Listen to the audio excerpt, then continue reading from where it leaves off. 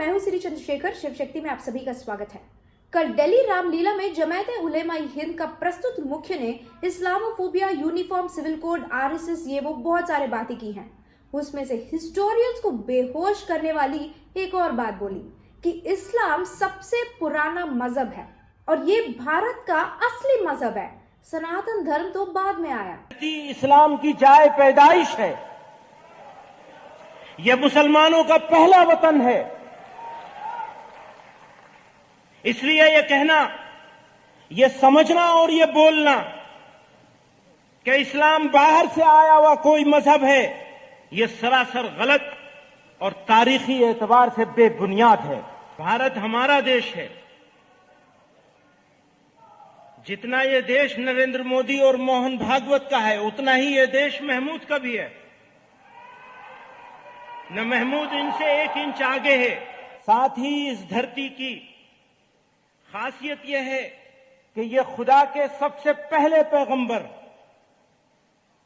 अबुल बशर सैयदना आदम अलैहिस्सलाम की सरजमीन है। इनके उस वीडियो के नीचे शांतिदूत तो वैसे भी इस स्टेटमेंट को सच साबित करने की कोशिश किए, पर यहाँ समस्या हिंदुओं से है। कई लोग इस स्टेटमेंट को गंभीरता से नहीं लेते हैं। अरे मदरसा चाप कुछ बग रहा है कह के चले जाते हैं, या तो फिर शांत रहते हैं। एक बार बहुत ही संक्षिप्त में मैं आपको जमात-ए-उलेमा-ए-हिंद का बैकग्राउंड बता देती हूँ। 1919 में इस संस्था की स्थापना हुई थी।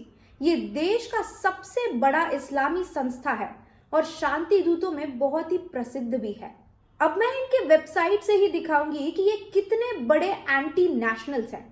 पहला पैरा में ऐसे लिखे जैसे सिर्फ इन मदरसा चापों के वजह से ही हमें स्वतंत्रता मिली है, बाकी भगत सिंह, रानी लक्ष्मीबाई, सुभाष चंद्र बोस, इन सब का कोई रोल ही नहीं था। पूरे वेबसाइट में ये जिहादी 100 बार खुद को राष्ट्रवादी और देशभक्त कहे, पर अगले पैरा में ही ये लिखे कि इनके विचारधारा शाह वलीउल्लाह से है, जो एक मुगल समर्थक है और फिर से भारत में मुगल राज को लाना चाहते थे।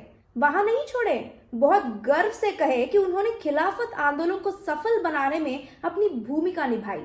और खिलाफत आंदोलन है क्या?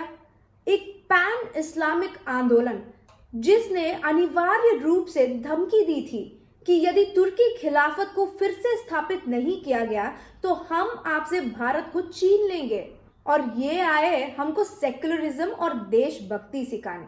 अब इनका दोगलापन को देखिए। अपने वेबसाइट में राष्ट्रवादी और देशभक्त कहते हैं और दूसरे तरफ 2021 में अल कायदा के आतंकियों के साथ खड़े हुए, उनके लीगल एड भी दिए। 2022 में अहमदाबाद बॉम्ब ब्लास्ट के आतंकियों का समर्थन करते हुए केस लड़े।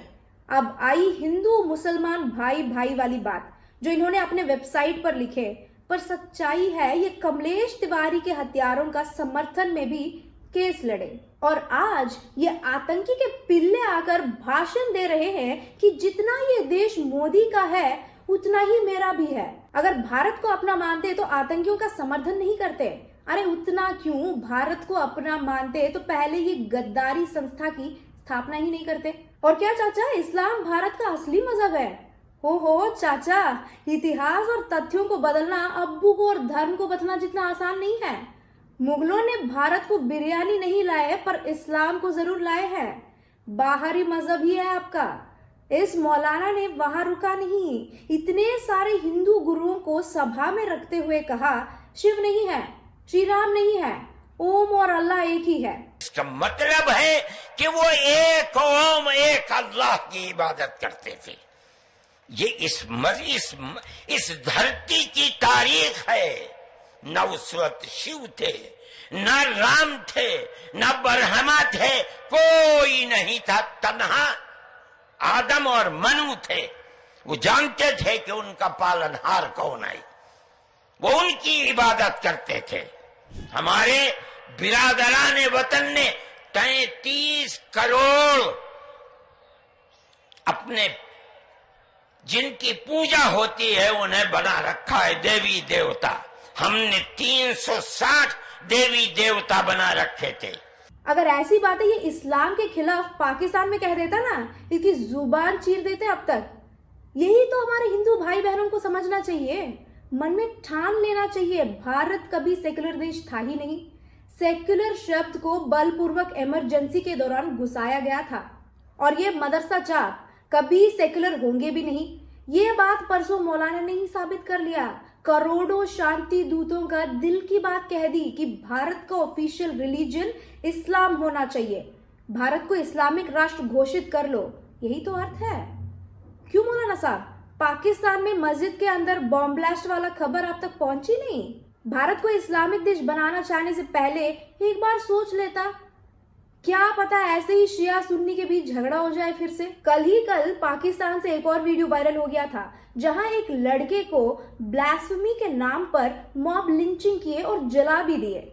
1947 से पहले पाकिस्तानी मुसलमान और भारतीय मुसलमानों के बीच कोई अंतर नहीं था। भारत हिंदू बहुसंख्यक देश होने के कारण सेक्युलर रह गया था और पाकिस्तान पाखंड और आतंकवादियों का अड्डा बन गया था। जहां काफिर तो वैसे भी सुरक्षित नहीं है, पर वहां मुस्लिम देश होने के नाते शिया मुसलमान खुद सुरक्षित नहीं है। अब आप हिंदू जो सेक्युलर हैं, हिंदुत्व के विरुद्ध हैं या मौन हैं, सोच लीजिए। एक दिन आप अपने परिवार वालों को या अड़ोस पड़ोस वालों को ऐसी स्थिति में देखना चाहेंगे या मौलाना मदानी जैसे पाखंडों को और उसके विचारधारा को करारा जवाब देना चाहेंगे? अगर अल्लाह और ओम एक ही है तो कर लो घर वापसी। अल्लाह आने से हजारों साल पहले से ओम ही तो था। अगर मुसलमान चाहते हैं कि हम उन्हें और उनके मजहब की आदर करें तो पहले तुम लोगों को सनातन धर्म, सनातन संस्कृति और हमारे भगवानों का सम्मान करना ही पड़ेगा। अब हिंदू सर्वधर्म वड़ा पाव वाली बातें भूल चुके हैं।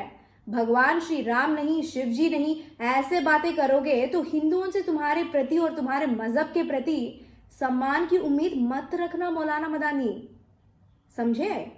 तो मेरे हिंदू भाई और बहनों, इस वीडियो को ज्यादा से ज्यादा शेयर करें, मेरे चैनल को सब्सक्राइब करें और नीचे दिए गए नंबर से शिव शक्ति को संपर्क भी कर सकते हैं।